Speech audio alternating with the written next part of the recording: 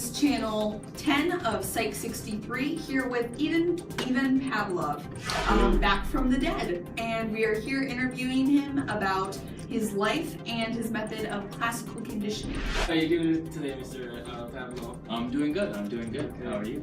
Tell us about yourself. So when and where were you born? I was born September 14th, 1849 in Pavlov, Russia. Tell us about your father. Tell us what he did and how he impacted your life. My father was a priest, so he wanted me to be just like him. So he sent me to a seminary school where I spent most of my young age, and by the time around 1870, I started reading the works of people like Charles Darwin and Yvonne Sechenwald, and it opened my eyes and it made me want to study science. So I transferred to St. Petersburg University, where I continued my education. And tell us about your graduate work in the dissertation on the centrifugal nerve of the heart. Yeah, so in the 1880s, I graduated from St. Petersburg with a dissertation in the centrifugal nerves of the heart, and it was a good time for me. I met a lot of very interesting people like Mendeleev, the father of the periodic table. Okay, so tell me about the 2 years that you spent with Mr. Rudolf. Rudolf Heidenhain, he was a very popular Poland physiologist who spent his studying time on gastrointestinal systems. So I went to Poland and studied with him, and then afterwards I spent 2 years learning about the cardiac and regulation of blood pressure. Okay, so tell us about the nervous system on the dogs that you studied. Well, my research was mainly focused on finding out the effects of the nervous system on the dog's digestive system. It's ironic because I was a physiologist, and this led me to the conclusion of classical conditioning in psychology. Okay, so classical conditioning is really what we're here about. So, you know, I understand that you had a very important life. I'm sure it was very nice. But classical conditioning, go into a bit more of that experiment there.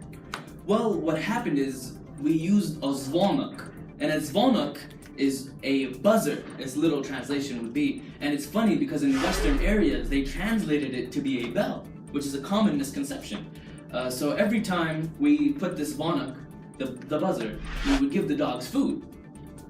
And after a while, we realized that they started salivating at the sound of the buzzer and not the sight of the food. And so this led me to come to a conclusion that there was a conditional response. And another Western thing that they changed was they changed it to conditioned response. It's very funny what you Westerners do. So that really led me to my psychological discovery. But I was a physiologist, and that's really what I was. Okay. So, can this classical, or whatever you call it, classical conditioning, be replicated on humans? Yes, and definitely it can be. Well, we conducted our own experiment, and we were wondering exactly what your take on it was. So this was that. Hello, America. Currently, we are about to do an experiment reminiscent of Ivan Pavlov's classical conditioning experiments. To help me, I have my associate Daniel. He's going to be helping me with the conditioning aspect of this. We've currently done a background check on him, and he's cleared out. So, you know, this is completely safe. No one's gonna get hurt, probably. And our subject is gonna be our new intern, Bertha, over here. She's quite new. She's nice, but we'll see what happens. Hey Bertha, you want a cupcake? Yeah. What the?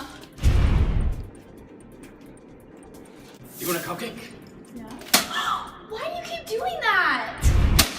Cupcake. What the heck? No, stop!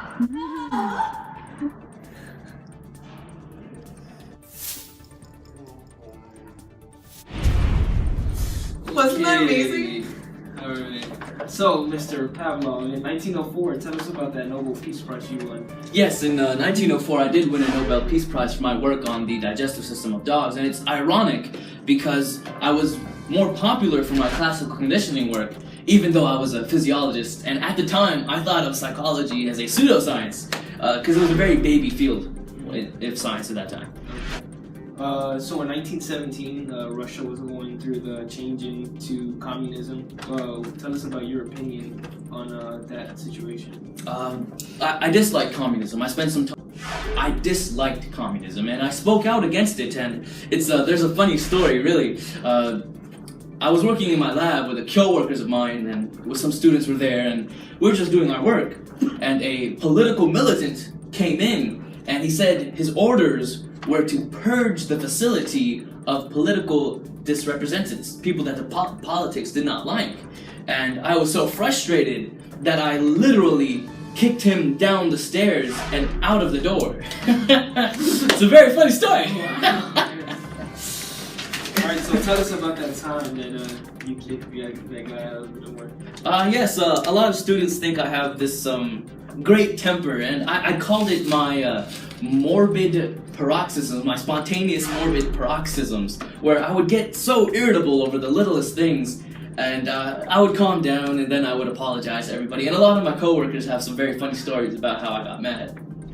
Alright, so during your research, you were obviously very poor, in debt from school, I'm assuming. So how did you make it through that time? What we did was we got the gastric juices of the dogs that we were working on, and we sold it as a remedy of dyspersia, and it became very famous in Russia and Frank and the Deutschland, Germany. Okay. What about your hobbies? What about all that art collection that you did? I was a big fan of Russian classical art. I kept a lot of paintings in my home. Even one of my best friends was an artist in the 1910s and 1920s. Is it true that also every 3 months you would spend your summer at a docha, a summer home? Yes, I would spend a lot of time at my dasha, yes. My summer home. I would spend 3 months. I believe to be a balanced human organism, you had to have time off to recuperate and to relax. So I would spend around 3 months at my summer home, where I would do a lot of activities like gardening, bicycling, and gorodki. Gorodki is a Russian sport where we would get heavy wooden bats and throw them at formations of heavy wooden bats, and the person to knock them all down in the least throws would be the winner, and I was a champion amongst my friends. Nice. What about in 1923 when you came to Grand Central Station and you got mugged? Yes, that's true. It's an interesting story. Was that scary for you? It was an interesting story. I had just gotten to America, and I'm in Grand Central Station, and this is one of my first experiences in America, and I got mugged, and he robbed me of all of my money. So I told my friends, let us go back to Russia, where it is safe. And so he said, no, let's stay, and I enjoyed my visit. It was a good visit. Well, Ivan, thank you so much for having been here. And this has been Channel 10 Psychology. And this has been Ivan Pavlov. Yes, actually, I have one question. I was wondering, how did I die?